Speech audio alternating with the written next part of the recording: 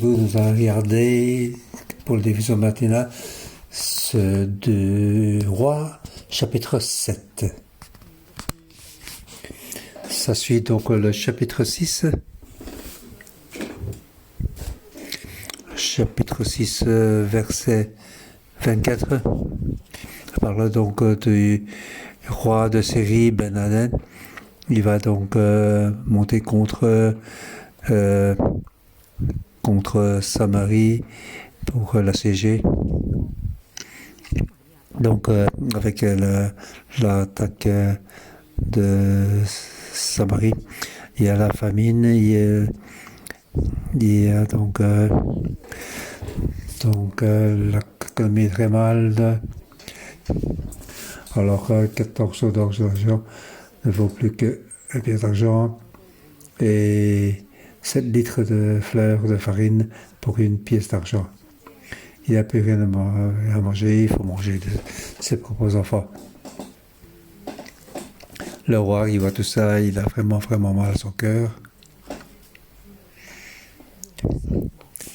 Alors, il veut aller tuer donc Élisée, il se plaint contre Dieu, il se contre... Donc, ouais. Ouais.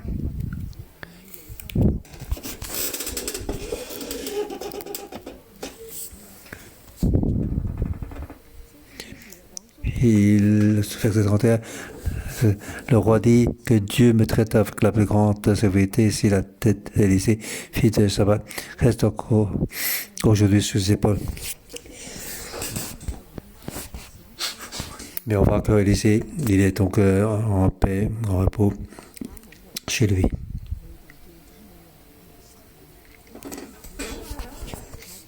Il a dit donc aux anciens, celui qui veut tuer, il est arrivé. S'il arrive, donc fermez la porte et vous le poussez dehors. Alors les choses s'est passées telles quelles. Alors le roi est venu. Il dit que le désastre vient de l'Éternel. Pourquoi je vais encore donc espérer en l'Éternel? Elle a décidé de ne pas y croire. Ça, c'est le roi Joram. Joram a fait vraiment beaucoup de miracles. Joram, c'est le fils de Achab. Il était donc dans la malédiction. Il a été maudit par Dieu. Parce qu'il est donc de la famille de Achab. Donc, Dieu, à travers Élisée, a maudit donc Achab. Maintenant, la malédiction va donc être établie. En fait, dans cette malédiction, qu'est-ce que Joram doit faire? Il avait donc le prophète Élisée. Dieu utilise Élisée pour le conservateur. Il donne donc une grâce pour le royaume de Nord. C'est vrai que le jugement est arrivé. La famille de Joshua est dans la malédiction. L'humilité, il est procédé devant Dieu de Achab. Alors la malédiction était donc reportée. En fait, on peut discuter, malgré qu'il était sur la terre, du moment qui s'est humilié, alors tout peut se discuter. Alors, Élisée était revenu. Il a donc fait pour aider donc, de la bénédiction pour tout Israël. Mais est-ce que le roi a-t-il donc la foi? Il doit avoir donc le roi Joram. Est-ce que Joram peut donc aller donc implorer Dieu ou il n'y croit pas? Donc au chapitre 6, on a déjà parlé, versets 1 à 23. Là, on va voir que donc deux miracles. Donc Dieu pourquoi le besoin de chacun. Il y a le miracle de faire de hache. Et le deuxième, c'est Donc les Syriens étaient autour d'eux. Élisée et ses disciples étaient là.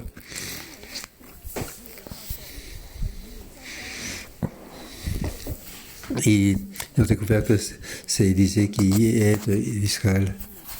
Donc ils se sont dit, il faut d'abord tuer Élisée. Et là, Élisée a fait donc un miracle. Ils étaient donc tout autour d'Élisée, mais ne parvient pas à l'attraper, Élisée.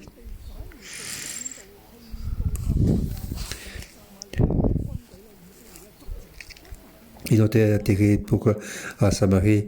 Ils étaient donc encerclés par l'armée de Samarie, en Samarie, l'armée d'Israël. Et le miracle, il croit que c'est les gens attaqués. Alors tout ce roi, tout à coup, il était donc... il croyait se attaquer. À cause de la famille Achab qui était donc dans la malédiction. Alors le roi a fait lever Joram. Donc il a fait élever l'armée des Syriens pour attaquer. Ils ont donc à travers Kigal et à travers passer le Jourdain pour rentrer dans l'Israël. C'est deux fois qu'ils ont attaqué.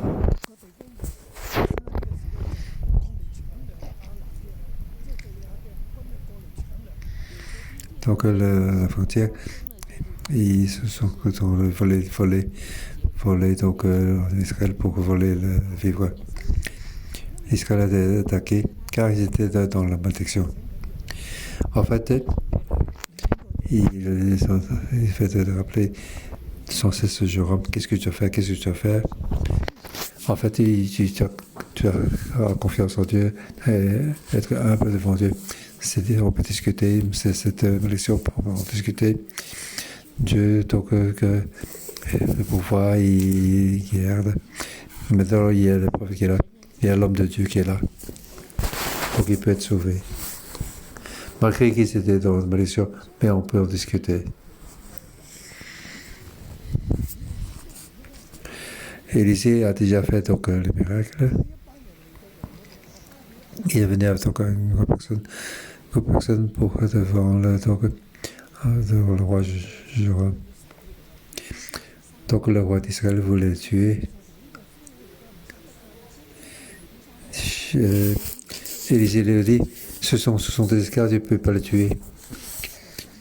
Il faut le laisser manger, et puis manger et le renvoyer. Donc il a un grand cadeau pour le roi Joram. Alors à partir de ce moment-là, l'armée syrienne n'ose plus venir. Donc on va voir c'est des miracles. Comment est-ce que le roi Joram, le roi d'Israël, s'est fait? Non, il doit faire, il doit croire. En fait, Dieu contrôle toute l'armée.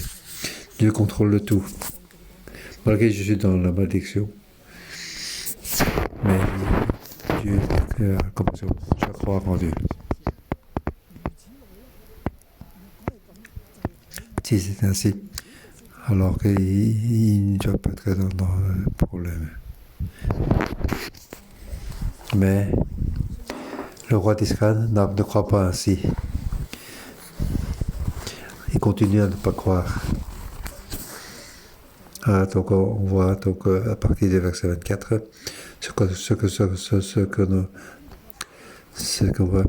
Donc ce sont les choses, il a eu, ce sont les choses qui sont passées ainsi, les choses sont passées ainsi. Et en fait, il n'avait aucune influence par rapport à ce que Dieu a fait. Il n'a donné aucune réponse. Il n'a pas fait des offrandes à Dieu.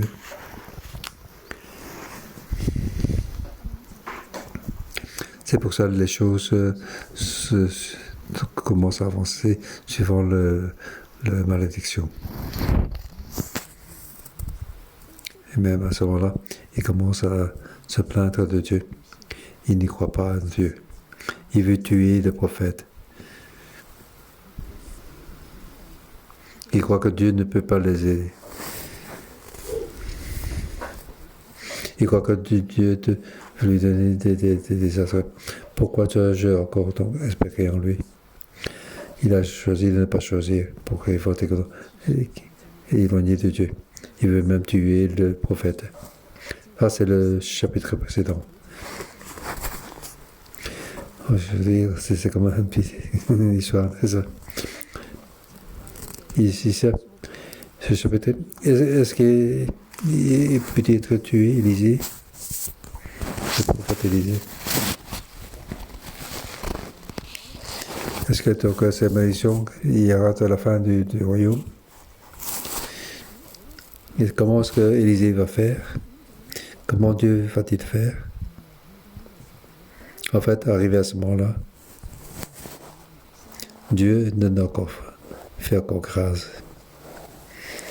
Notre Dieu est vraiment un Dieu d'amour. Il a dit, ce qu'il dit, il est fait, mais il attend que personne puisse remonter. Même à ce moment-là, Joram ne retourne pas. Ne fait pas répondre, malgré que Dieu lui donne donc une occasion. Ceci, c'est pour parler à les peuples qui étaient en exil. Ils sont en exil. Comment doit-il faire? Ils étaient dans la malédiction. Comment doit-il faire? Beaucoup ne croient plus. Comment Dieu va le faire? Qu'est-ce que Dieu veut qu'il fasse?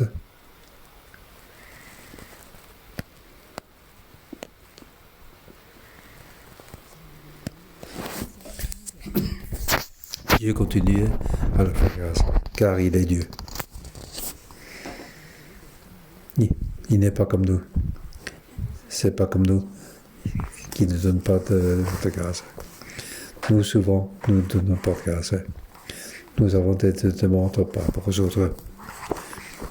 Mais notre Dieu, il a fait des demandes, mais aussi des méfaits de grâce.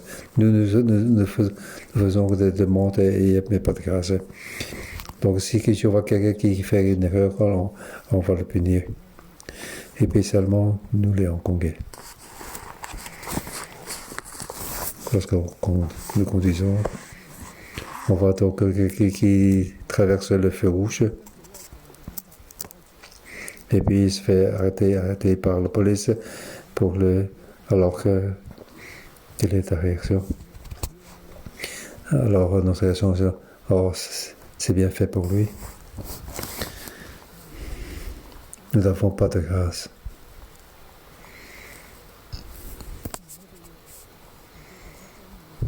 Arrivé donc au chapitre 7, je vais te donner donc comme titre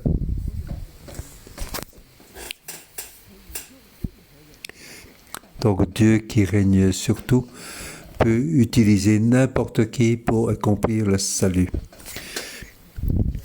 Le Dieu qui règne sur tout peut utiliser n'importe qui pour accomplir le salut. Donc ici, à part Élisée, qui Dieu peut-il encore utiliser? Arrivé à ce moment-là, le royaume du Nord, Israël, Dieu fait de grâce. Qui va-t-il utiliser comme personne? Aujourd'hui, en ce moment, Dieu fait faire grâce. Qui va-t-il utiliser? Qui va-t-il utiliser? Quelle église Dieu va-t-il utiliser?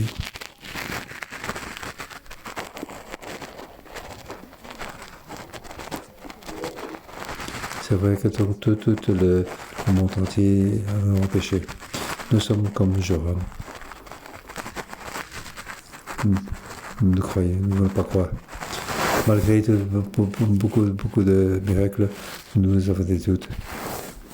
Alors Dieu, qui utiliser pour le sauver? qui va-t-il utiliser? Il peut utiliser en fait n'importe qui.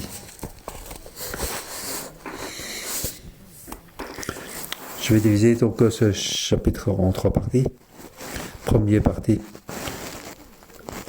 c'est versets 1 et 2. Et la parole de l'Éternel. L'économie va donc être établie. C'est pour te parler à ce moment-là, mais aussi pour dire à nous aujourd'hui. Dieu fait grâce. Malgré que nous sommes dans le péché, Dieu fait encore grâce. Car Dieu sait que nous sommes que des pécheurs. Dieu veut donc nous sauver. Et Élisée, verset 1. Écoutez la parole de l'Éternel.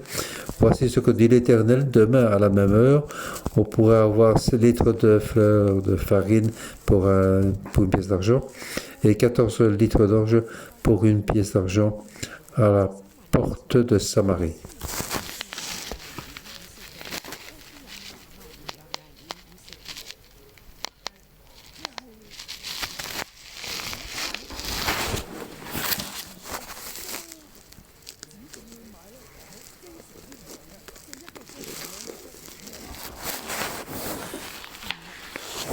C'est-à-dire que donc, beaucoup de farine et beaucoup d'orge, on peut acheter ça pour une pièce d'argent seulement.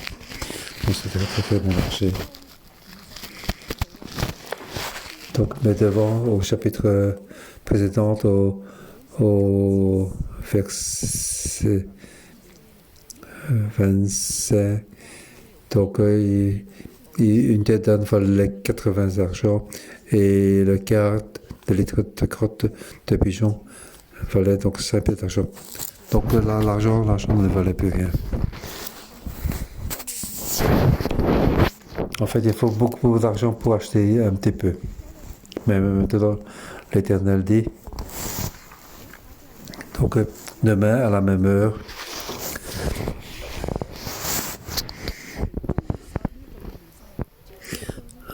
donc les Syriens fait donc là je fais donc attaquer donc chercher donc Élisée. Il voulait couper la tête de pourquoi il se dit il veut donc plus croire en Dieu, il veut tuer donc Élisée. Mais Élisée dit vous devez écouter la parole de Dieu. Voici ce que l'Éternel dit. Demain à la même heure, le salut sera là. L'économie sera en bonne voie. Les choses vont beaucoup pour me brancher. Tout le monde sera content. Il a fait donc ces prophéties. Bien sûr, cette prophétie, ça empêche le roi de le tuer. Le roi sait aussi qu'il ne peut pas la tuer. En fait, dès que c'est pour se fermer, c'est comme une porte en fer. Il était donc le tueur devait être mis à l'extérieur de la porte. Il ne parvient pas à ouvrir cette porte. Élisée a dit, il a entendu, il n'a eu pas de réaction. Mais l'officier chargé de soutenir le roi, il a exprimé qu'il n'y croit pas. Verset 2. L'officier chargé de soutenir le roi répondit à l'homme de Dieu. Même si l'Éternel faisait des fenêtres au ciel, une telle chose ne pourra pas se produire. Et Élisée dit, tu le verras de tes yeux, mais tu n'en mangeras pas.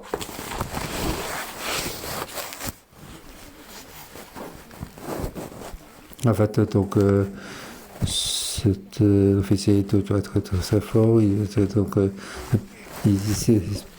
là pour soutenir le roi, donc quelqu'un qui est pour protéger le roi. Il dit, comment ça c'est possible? Élisée dit, tu le verras de tes yeux, mais tu n'en mangeras pas.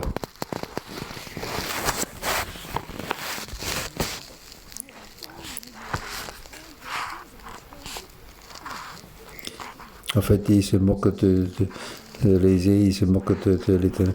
Il dit que même si l'Éternel faisait des fenêtres au ciel, tes choses ne pourra pas se produire. Il dit, tu le verras de tes yeux, tu n'en mangeras pas. En fait, et par rapport à l'officier, c'est déclaré donc le jugement. Donc, verset 1 et 2, c'est cette parole pour le salut et aussi un jugement. En fait, cet officier, il ne peut pas supporter donc le prophète, il ne croit pas en Dieu. Le roi non plus, il ne croit pas en Dieu. Mais le roi n'en a rien dit. À cet endroit-là, il n'a rien dit. En fait, l'officier présente le roi pour parler. C'est comme si l'officier a remplacé le roi pour mourir.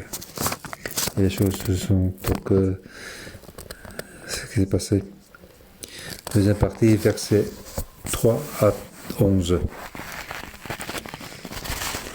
Dieu utilisait donc 4 Hébreux pour sauver. Dieu peut utiliser n'importe qui. Maintenant ici, Dieu utilise 4 Hébreux. Verset 3, il avait à l'entrée de la ville 4 lépreux qui se dirent l'un à l'autre, pourquoi rester ici jusqu'à notre mort?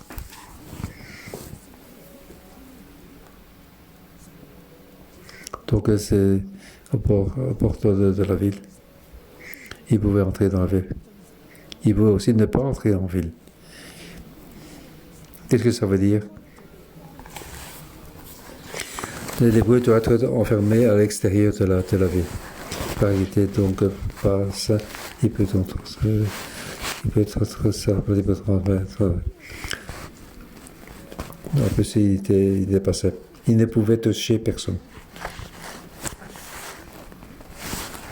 Autrement dit, il ne pouvait pas entrer en ville. Il devait être enfermé à l'extérieur de la ville. Mais à ce moment-là, il y a la famine. Là, c'était presque la fin du pays. Personne ne s'occupe de ce problème-là. On dirait qu'ils avaient donc une liberté temporaire. Ils pouvaient entrer en ville. Parce qu'à l'extérieur de la ville, ils n'avaient rien à manger.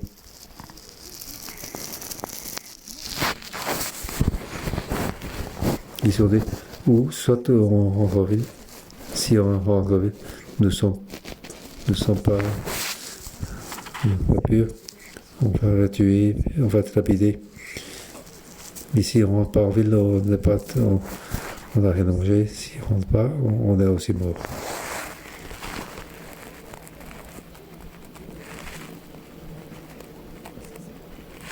Je dis, si elle vient dans le camp des Syriens, il risque aussi de te tuer. S'il nous tue, si tu nous laisses vivre, nous vivons. Ils sont donc balance.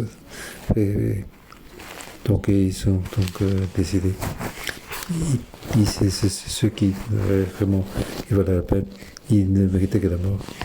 La ville peut mourir de faim. Alors comment eux pour dire à manger? Il n'y a plus personne qui va le donner à manger. C'était la mort certaine pour eux. Ils se sont dit, il n'y a que la mort, que ce entrer en ville, ils vont mourir, rester en ville, entrer dans la ville, c'est la mort, et aller dans le corps de Dieu. Il y a peut-être encore une possibilité. Donc ils vont aller, donc, les étrangers pour demander la vie. Il va les demander des gens impurs, des gens qui n'adorent pas l'Éternel. Et donc aller les voir pour avoir une chance de vivre. Alors ils ont décidé de sortir de la ville. Alors ici c'est très excitant. Alors, qu'est-ce qui se passe?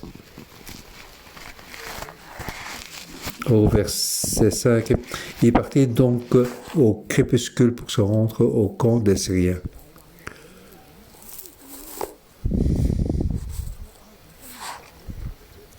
Après ça, il doit donc demander à l'armée des Syriens. C'était le crépuscule. le soleil était en train de descendre.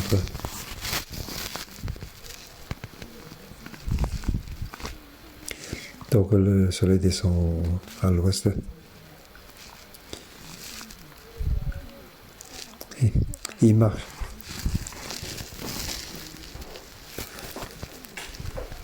Donc le Syrien vient de l'est. Eux, ils sont de l'ouest, ils vont vers l'est. Mais il avait derrière eux, donc le soleil, c'est le coucher du soleil. Donc l'armée de Syriens le regarde. Il écoute. En fait, c'est 4 l'hébreu.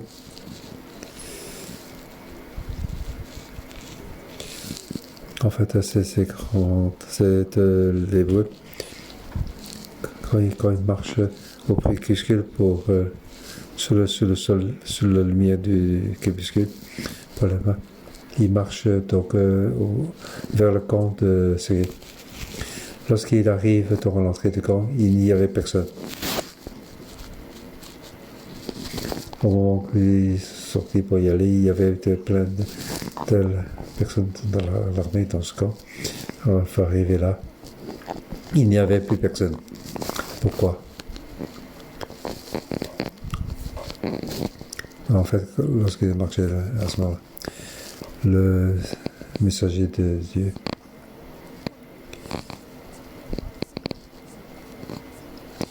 verset 6. En effet, le Seigneur y avait fait entendre un bruit de chars et de chevaux, le bruit d'une grande armée. Il se dit l'un à l'autre, le roi d'Israël enrôlé contre nous, les rois d'élite et ceux des Égyptiens pour venir nous attaquer.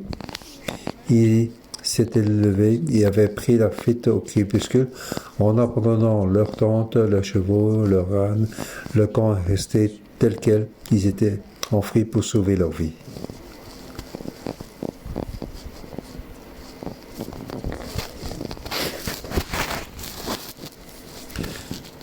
À l'arrivée de l'entrée du camp, les lépreux pénétraient dans une tente. Mangèrent et buvirent. Donc, ces 4 lépreux. Normalement, ils devaient se rendre avec le drapeau blanc pour aller au camp de Syriens, ainsi qu'ils devaient marcher. Mais sérieusement, ils devaient donc penser demander l'aide de l'armée syrienne. Il avait le soleil couchant dans le dos. Et quand l'armée, quand il regardait, il croyait que c'était donc un bruit de chars et de chevaux, le bruit d'une grande armée. Il croyait donc qu'ils étaient dans l'armée avec le roi et ceux des Égyptiens pour venir les attaquer. Donc le bruit des chars était très fort. Et le bruit d'une grande armée était très très fort. Ils avaient donc très très peur. Ils ne voulaient plus rien. Ils voulaient donc juste sauver leur vie. C'est ainsi qu'ils sont enfouis.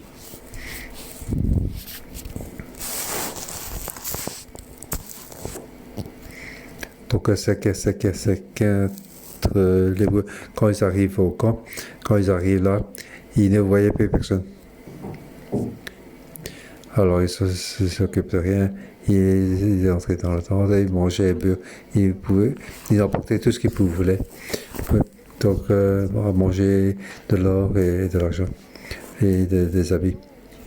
Et il revient et peut-être dans une autre problème.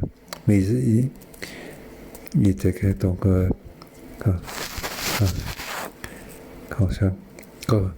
comment peux-tu faire face à l'Éternel? Alors il se dit, si au matin, si on va pas annoncer ça, il ne sera pas bien.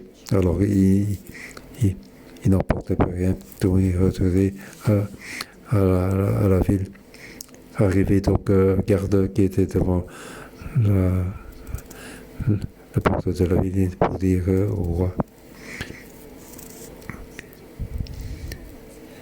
Ils se sont dit, donc ils n'agissaient pas bien. Donc ils sont allés donc, pour faire un rapport au palais royal. Alors ceux qui gardaient donc la porte de la ville, ils étaient annoncés au roi. On va voir quelle est la réaction du roi. La réponse du roi, c'était au verset 12 à 23 partie.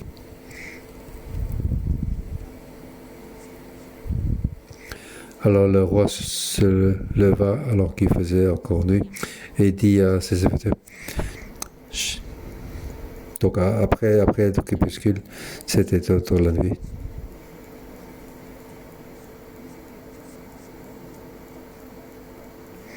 Donc il se dit, je vais vous dire ce que font les Syriens. Comme ils savent que nous sommes frères, ils ont quitté le camp pour se cacher dans le champ. Et ils se sont dit, quand ils sortiront de la ville, nous nous emparons d'eux vivants et nous entrons dans la ville. Ils ne croient pas donc à la prophétie du prophète. Enfin, ils se sont dit, ils étaient tous cachés. Donc, lorsque dans la famine, nous sommes tous sortis pour manger.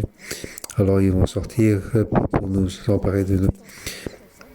Et ils vont entrer aussi dans le feu, alors on peut garder la ville. Alors c'est pour ça qu'ils ne croient pas. Ils ne croient pas tant que le salut que le prophète avait dit pour le lendemain. Ils croient que l'ennemi a fait donc un plan de russe. Mais donc, un des serviteurs répondit au roi. Alors ils ont dit donc 5 des chevaux qui étaient dans la ville. Ils sont allés donc voir. En fait, tous les chevaux n'avaient plus aucune expérience, ils n'avaient rien à manger non plus.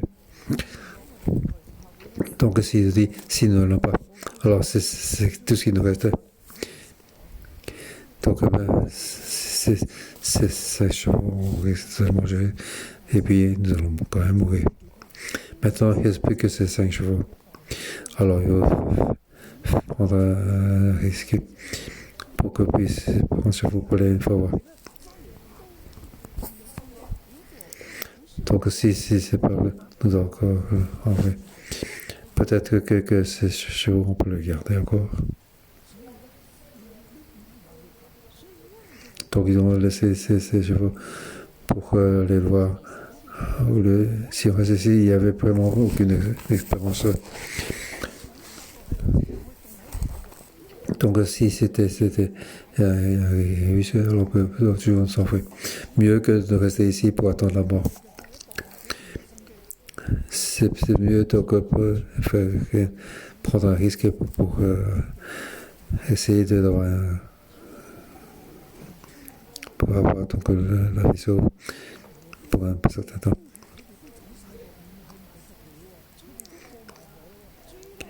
Ils sont donc poursuivis. Et même après le Jourdain, il n'y avait personne. Donc sur tout le chemin, il n'y avait que des objets qu'il avait laissés. Ça veut dire qu'ils ont traversé le Jourdain.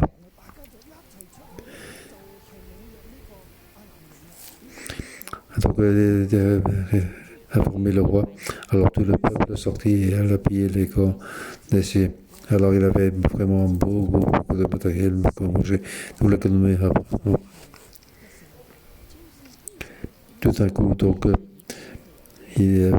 alors 7 livres de farine fallait plus que pour un pied d'argent et 14 litres d'orge fallait plus que pour un poisson. Conformément à la parole de l'Éternel.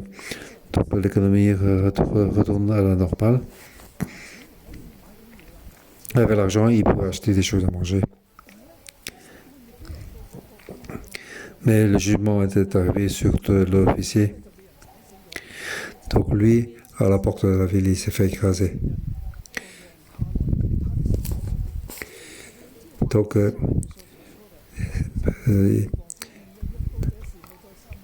Élie avait dit, tu le verras de tes yeux, mais tu ne mangeras.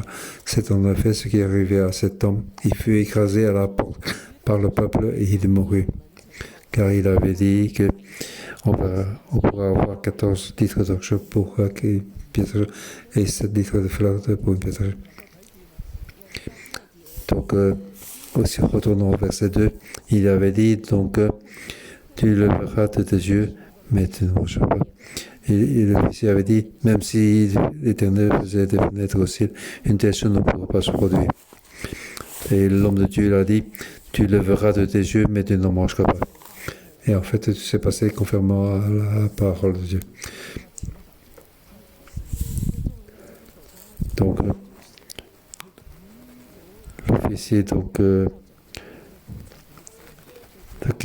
se tenait, mais cet officier fait écraser la porte à la porte par le peuple. Il est mouru conformément à ce qu'a dit l'homme de Dieu quand le roi avait été descendu vers lui. Et ce que l'homme de Dieu attend que est donc arrivé. Donc le salut est arrivé, mais aussi le jugement aussi. Pour les Israélites qui étaient en exil, ils étaient dans leur situation. Ils étaient dans le jugement. Ils savaient donc, que le salut est arrivé. Ils doivent croire que le salut va arriver, tout comme le prophète avait dit. C'est ce que Dieu a utilisé. Jérémie avait dit après 7 ans, il faut retourner en ville. Dans le jugement, ils vont donc retourner. Donc, après 7 ans d'exil, ils ne doivent pas faire comme Jérôme, pas comme l'officier. Ils doivent croire à Dieu, croire au prophète. Ce que Dieu a dit. Le renouveau va arriver, la guérison va arriver, et ils peuvent donc retourner à leur pays. Maintenant, ils sont donc dans l'étranger, tout autour des gens impurs. Alors, comment te faire? Comment te tourner vers Dieu? Donc ici, l'histoire leur dit. Les étrangers, les gens impurs, peut donc croire en l'Éternel. Il peut être sauvé, tout comme ici. Et en plus, les étrangers étaient des gens impurs. Et ces 4 l'hébreu, il y a donc côté sûr des gens qui étaient impurs. Mais Dieu peut encore les utiliser. Dieu peut aider une personne impure.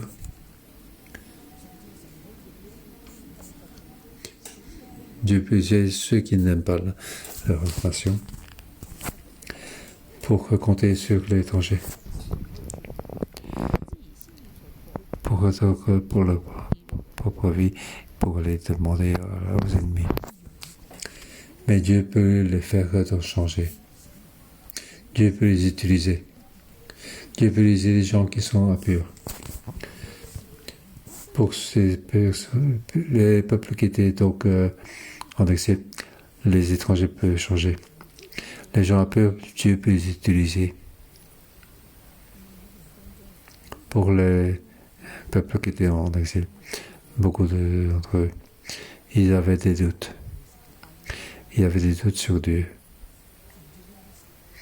Même parfois, et que en colère contre Dieu. Car il n'avait plus de nation.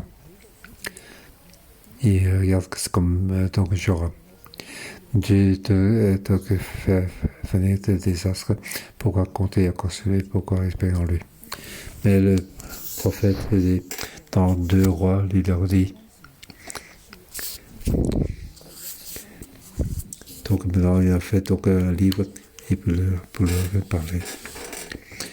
Dieu peut faire donc croire des gens qui étaient impurs. Dieu peut utiliser les étrangers pour être donc leur salut. Dieu peut utiliser ces 4 hébreux pour être leur salut. Car notre Dieu, c'est lui qui contrôle tout. C'est lui qui contrôle l'histoire. C'est lui qui contrôle toutes les personnes. Du moment que n'importe quelle personne ait une confiance en lui, même qu'il soit tout petit, tout faible, mais Dieu peut l'utiliser. C'est pour ça qu'il a continué à espérer en Dieu.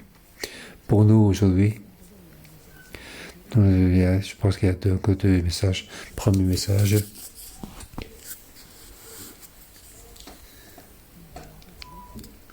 le salut de l'Éternel, pour sauver l'économie, pour le salut de tout le monde, tout comme en Samarie. Malgré nous sommes dans la malédiction, mais l'Éternel envoie le salut. Et après ce salut va arriver très rapidement. Élisée a dit demain à la même heure. Et je dis au nom de Jésus, je déclare le salut de Dieu.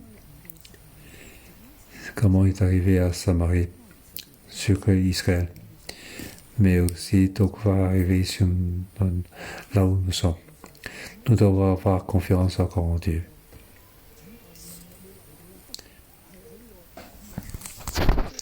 Ici, donc, il a dit que le salut va arriver, il a répété 3 fois, demain à la même heure. Nous devons avoir donc confiance. Nous croire que le salut de Dieu va répondre. Ça veut dire que le problème financier de l'économie va être résolu. Le problème de l'habitation en Hong Kong va être résolu. Hong Kong, tout le problème va être résolu. Donc partout où tu es, tous les problèmes, tout sera résolu par Dieu. Donc le salut arrive, mais aussi le jugement arrive aussi en même temps. Est-ce que tu as donc confiance en Dieu? Est-ce que tu continues à espérer en Dieu? Peut-être il va dire le pasteur Joshua est dit n'importe quoi. Je ne dis pas n'importe quoi, je parle que de la Bible. Est-ce que tu crois à la parole de Dieu? Est-ce qu'on peut donc exprimer ainsi? C'est ainsi que je déclare, je regarde Dieu. C'est comme cette année, le 2 avril, Dieu m'a donné une révélation. À ce moment-là, c'était donc le accompli. Il y a donc le parc. On pouvait donc avoir 30% de présentiel. J'ai prié, j'avais un sentiment. À partir de ce jour, malgré que nous sommes dans le problème de Covid-19, que le culte providentiel peut continuer. Maintenant, je remercie Dieu, en regardant en arrière, ça fait déjà donc une demi-année. C'est vraiment un miracle. Malgré que toutes les variants, que soit Dieu nous protège. À cet endroit-là, je espère en Dieu. Je crois que le salut de Dieu vient à travers nous. Donc devant Dieu, nous nous humilions notre pression pour confesser, pour apporter le changement de la société, pour avoir la paix.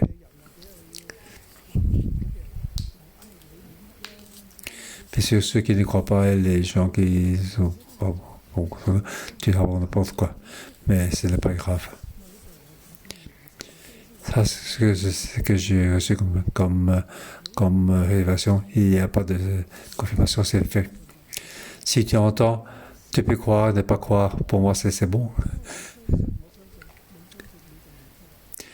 Donc, moi, je crois et toi, tu crois. Alors, nous sommes donc tous dans la bénédiction. Deuxième message. Dieu peut utiliser n'importe qui entre nous.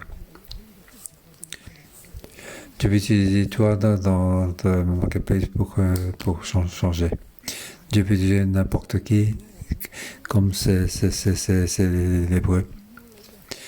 Donc à ce moment-là, personne ne voulait, tout le monde rejetait, tout le monde voulait pour le roi. Mais Dieu peut t'utiliser.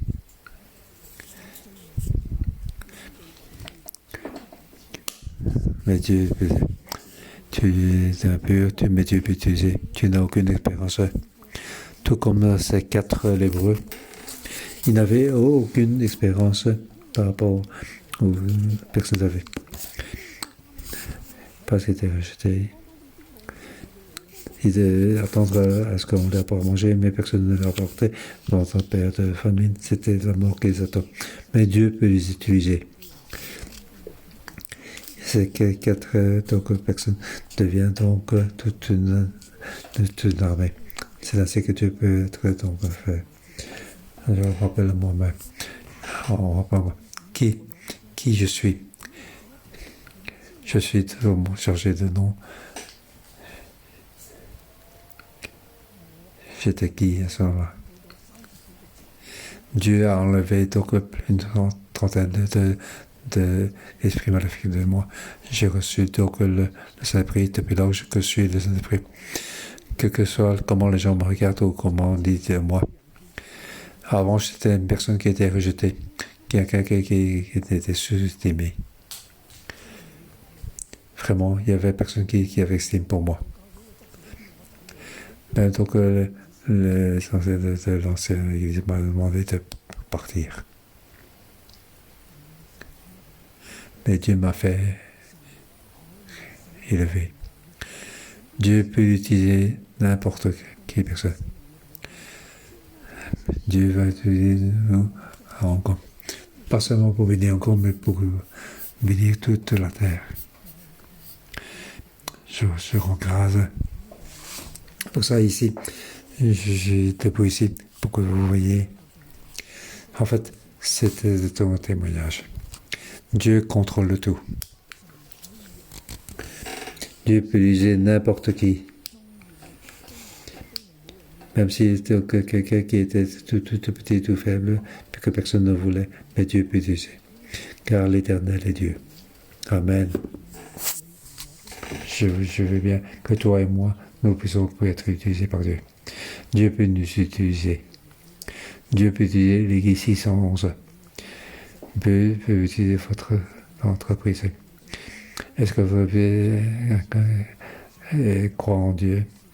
Dieu peut utiliser n'importe quel professeur, n'importe quelle école, pour apporter donc le changement par le salut.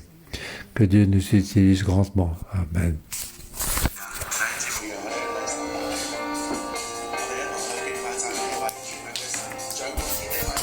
C'est Dieu qui contrôle tout, nous pouvons s'en servir.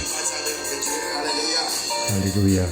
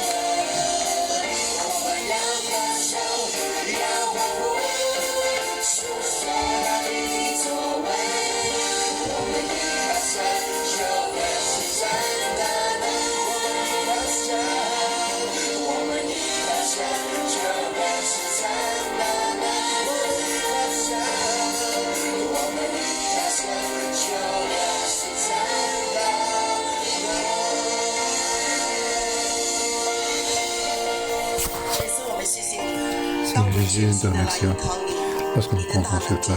Alors ta force vie, ton temps et Dieu. Nous avons ton cœur, complètement confiant en toi. Oui, Dieu n'est pas là dans notre vie. Oui, oui, Dieu bénit ce que disent les personnes de jouer, même les catholiques. Celui qui s'est rejeté, il n'avait pas de travail, il n'avait pas de famille, il n'avait pas de mariage, il n'avait pas de femme, il n'avait pas de现场的弟兄姐妹，或者是在线上的，有没有这样的一些的弟兄姐妹？你知道神可以用任何人，可是你的成长背景让你很容易就会想，但那不是我。神可以用任何人，但那不是我。我没有好的家庭背景，我的外表长得也不好看，我没有什么学历、恩赐、才干。我很想相信，但是我却信不来。我的里面有好多的怀疑，好多的惧怕，好多的自卑。如果在现场有这样的弟兄姐妹，我想邀请你，好不好？现在你走到台前，我们来为你祷告，求神将属天的信心放在你的身上，神将喜乐，神将盼望，神将能力摆在你的生命当中。如果有这样的弟兄姐妹，好不好？请你走到台前，我们特别为你们祷告。Je vais prier pour vous. 不信、怀疑， Ceux qui ne croient pas qu'ils ont 是 des 拦阻 doutes, 神使用我们一个非常严重的杀手。因为当神感动我们去做某一些事情的时候，我们的第一个反应一定是不可以、不能，我好害怕。当我们这样一想，什么也做不了。好，我想邀请在后面的，如果有神学生、有同工、有小组长，好不好？我们走到台前来，为自己有需要的弟兄姐妹，我们为他们来祷告。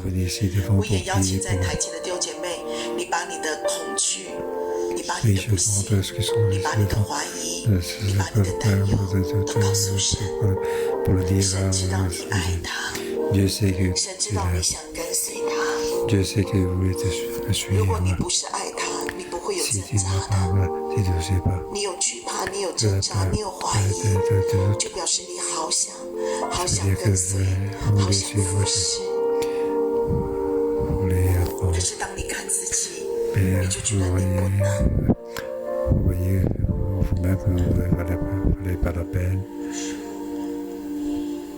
可能有同工或神学生帮我们递一下卫生纸，谢谢。前面还有好多人没有人为他们祷告，请同工可以帮忙。亲爱的圣灵，我们欢迎你。主耶稣，我欢迎你。我们请在位置上的弟兄姐妹，我们可以为台前的弟兄姐妹来祷告。我们为他们来祷告，求神将自信放在他们的生命当中，除去他们里面的怀疑，还有惧怕。耶稣，求你的灵更深的来运行。主啊，你的爱的能够，爱的能力充满，更多，挪去惧怕，挪去惧怕，挪去惧怕，挪去惧怕。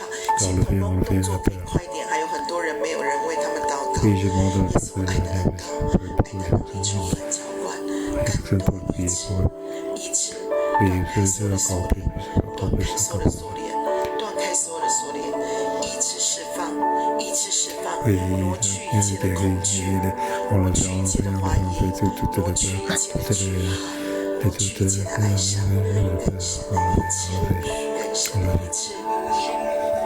耶稣，我们也为线上的弟兄姐妹祷告，在惧怕、怀疑、不信当中的，主啊，你来医治他们，更多。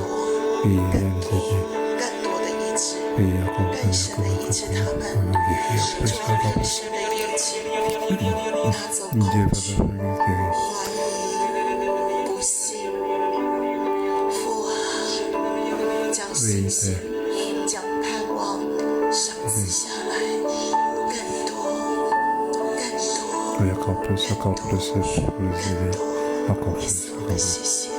Merci Seigneur.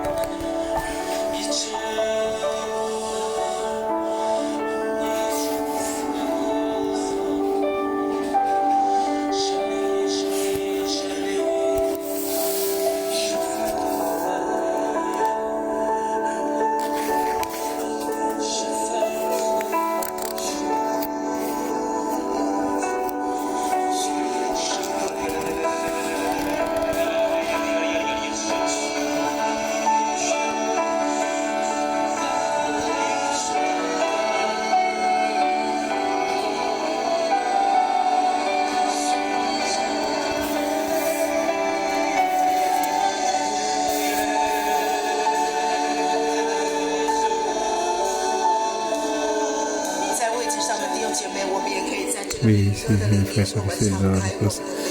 Oui, ouvrez notre esprit. Oui, Père, que Seigneur de Père, Dieu. Oui, ce sont ton cœur.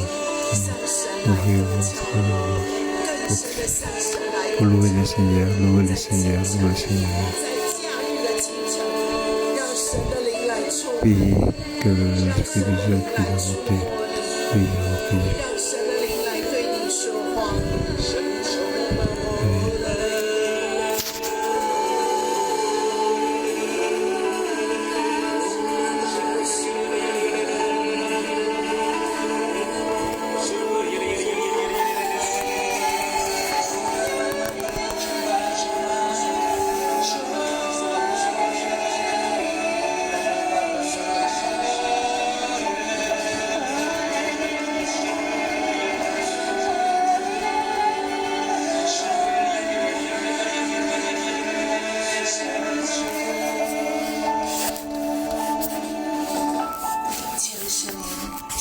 Oui, Saint-Esprit, inversion.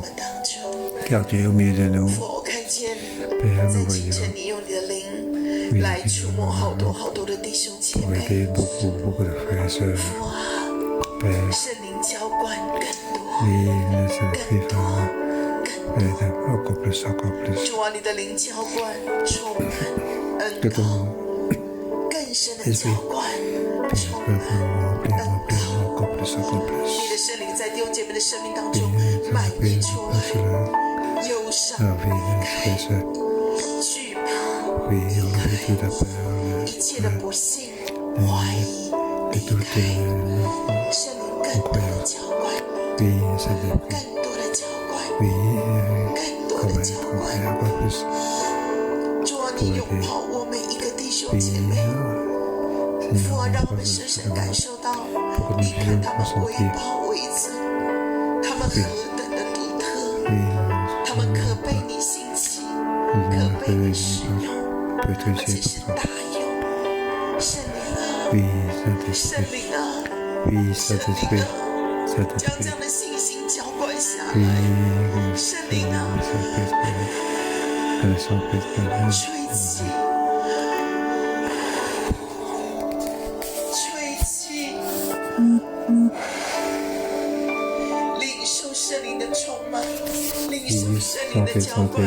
我请在位置上的弟兄姐妹，我们一起起立，我们开口同声呼求神的灵充满我们，圣灵的恩膏浇灌我们，圣灵降信心，更多的，更多的圣灵的灵，盼望的灵，喜乐的灵，恩膏的灵，浇灌，忧伤离开，负面消极离开，绝望离开，出现怀疑抵挡离开。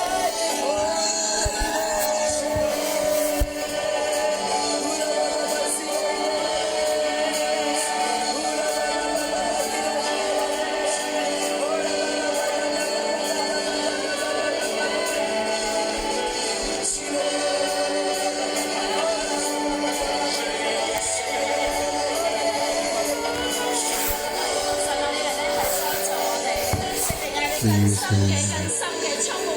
pays vient nous aider de remplir toute chaque présence et quelles sont nos situations qui sont donc établis. Et je te prie de nous entendre dans chaque administration pour enlever les tous de la présence et tout ce qui nous appartient et ils vont encore bien nous aider pour avoir donc pour ensemble avec mon Dieu pour que afin que nous croyons à ta parole et on croit parole de prophète, nous croyons à ta parole et nous avons la présence ensemble avec mon Dieu et nous avons ensemble de se passer et nous avons la et pour que nous commençons ensemble avec mon Dieu que ce soit dans le monde que tu es dans la capitulation et nous Dieu pour nous élever, pour nous utiliser comme nous utiliser les 4 écoles et que nous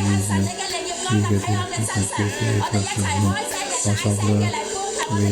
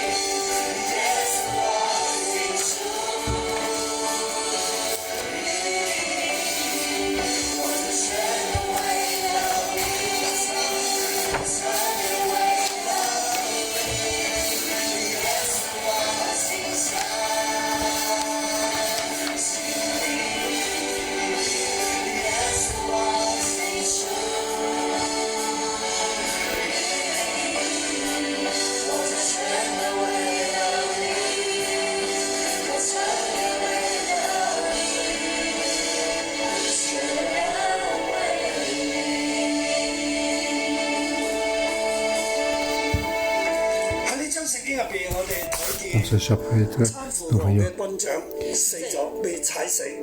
l'officier du roi qui était écrasé et il n'a pas cru.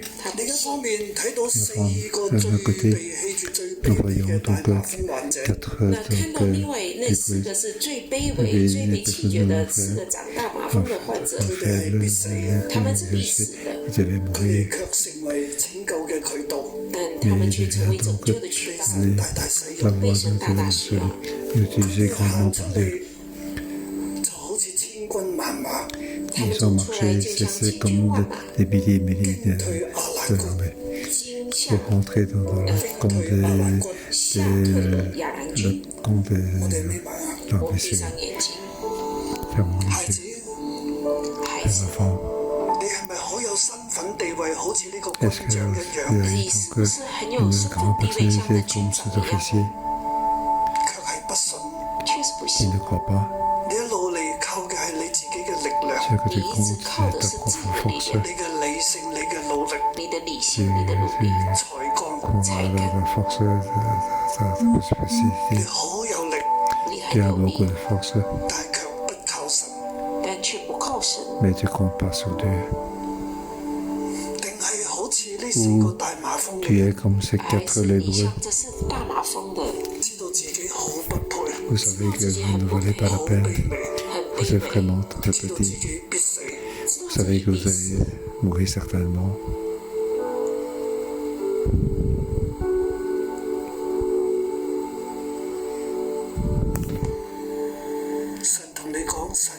Dieu te dit,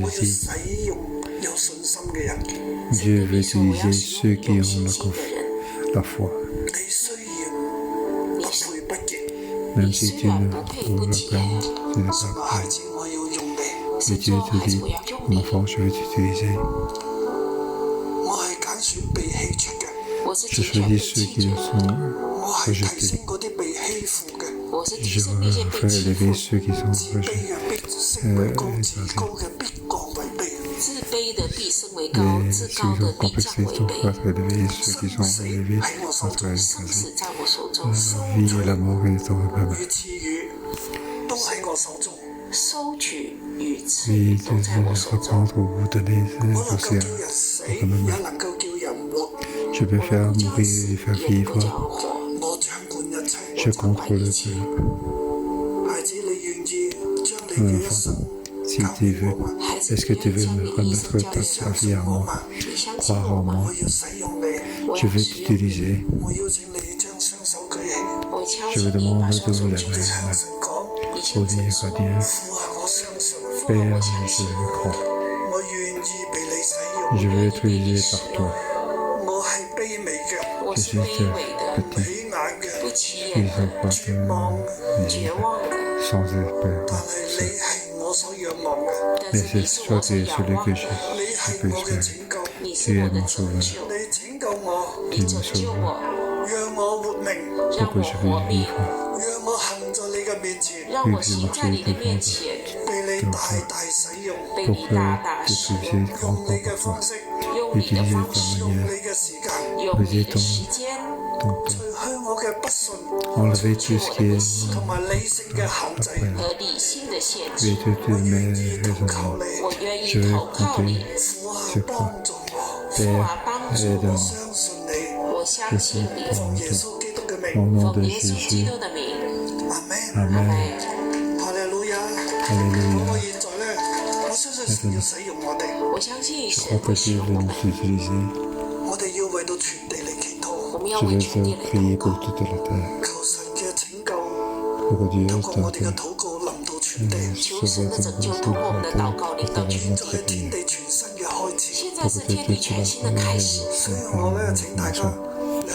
C'est pour ça que je demande vers le ciel.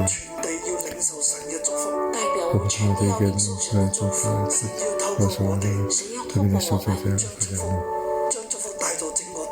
Que toute la bénédiction il vient pour toutes les amis qui sont en nous. Oui, levons la main vers le ciel. Dieu va utiliser pour la bénédiction apportée à ce endroit. Tout comme ces 4 livres,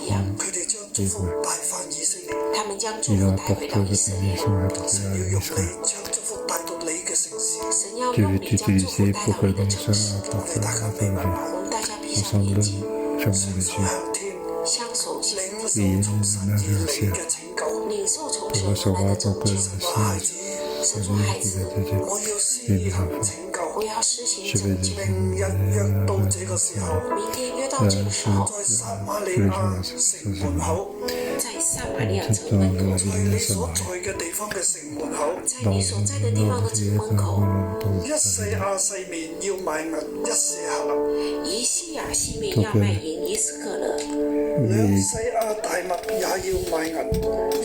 donc 7 litres de rien pour bien l'achat et 14 litres d'eau pour les autres. Donc toutes les gars vont devenir normales.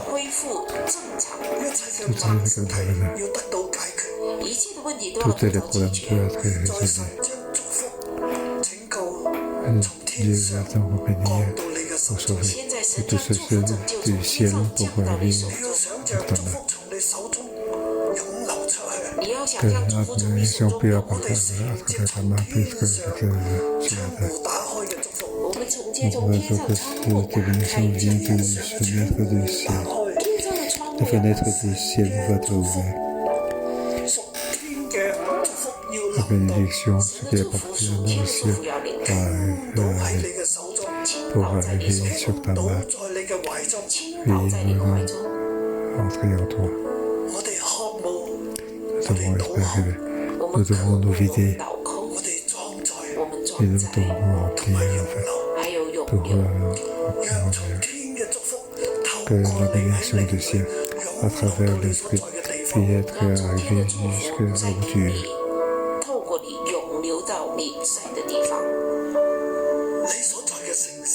Là où tu es dans ta ville, dans ton pays, oui, Saint-Esprit,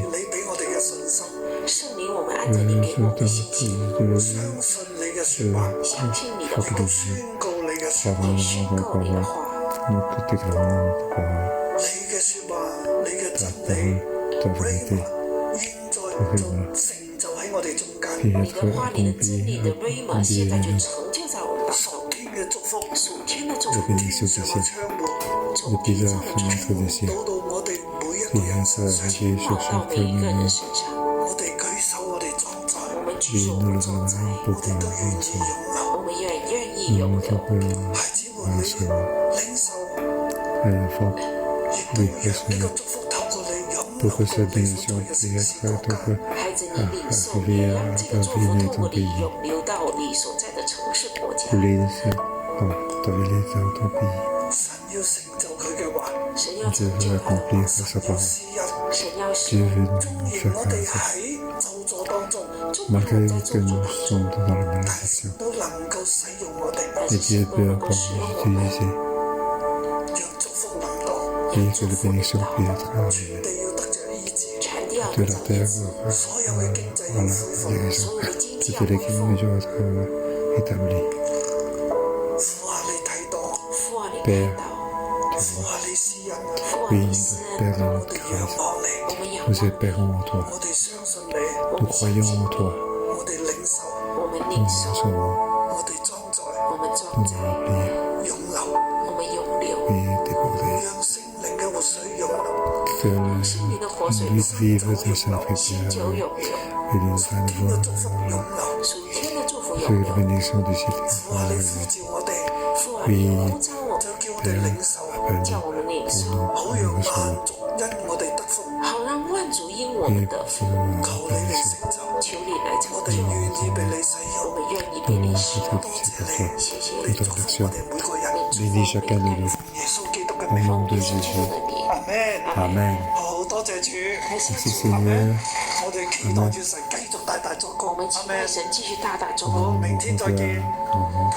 À demain.